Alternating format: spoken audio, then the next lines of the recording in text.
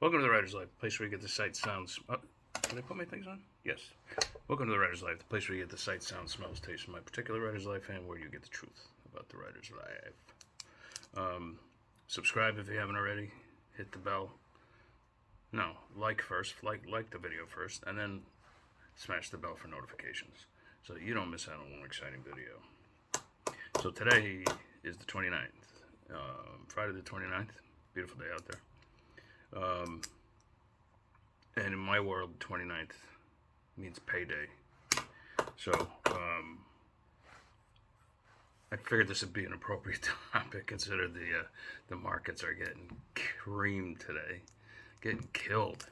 It's going to happen more and more this year because of, they gave out all that free money, stimulus money, and, you can't just print all that money and not have massive inflation. And, so you got to raise the rates, and every time they raise the rates, it spooks Wall Street.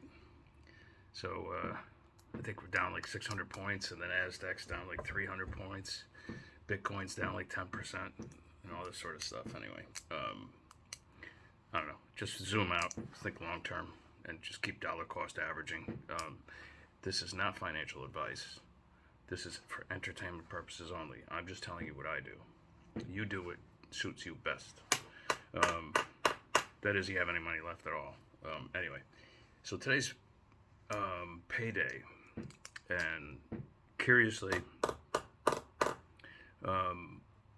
my numbers have been going up. My sales have been going up, and I don't think it's because of anything. Like I'm writing some sort of blockbuster hit or anything like that. I think what it comes down to is I write a lot of material. And we're back into that age of, like, the old pulp fiction age. I've spoken about this before. Back in the 30s, 40s, 50s, and even 60s, there were the old pulp magazines. And what pulp refers to is the cheap paper these things were printed on. And a lot of authors just put out, like, short stories and novels, and they did like crazy, like hundreds of them, and they made a really good living from it. And like a dime novel, which would be on one of those spinner racks. Remember the spinner racks? You'd see like in a drugstore or something like that. You don't really see them anymore.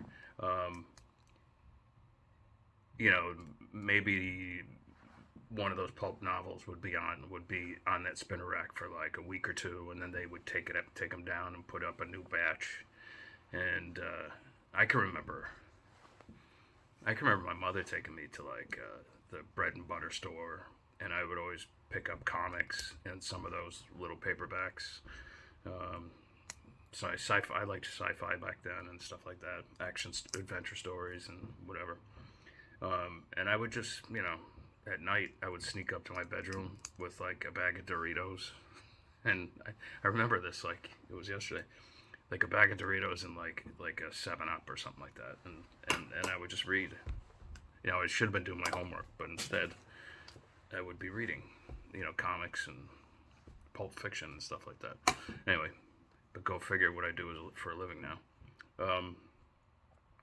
So that's where the term pulp came from, but we're back to that again with only it's not pulp in terms of the paper. Pulp just refers to like a mode of writing, which it means you're prolific.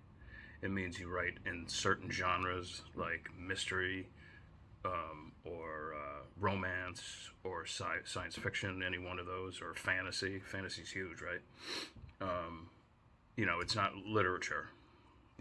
None of these books are going to be required reading on, in some college or prep school or something like that, but they are entertaining. And here's the point of all this is that the more you can put out, the more money you're going to make.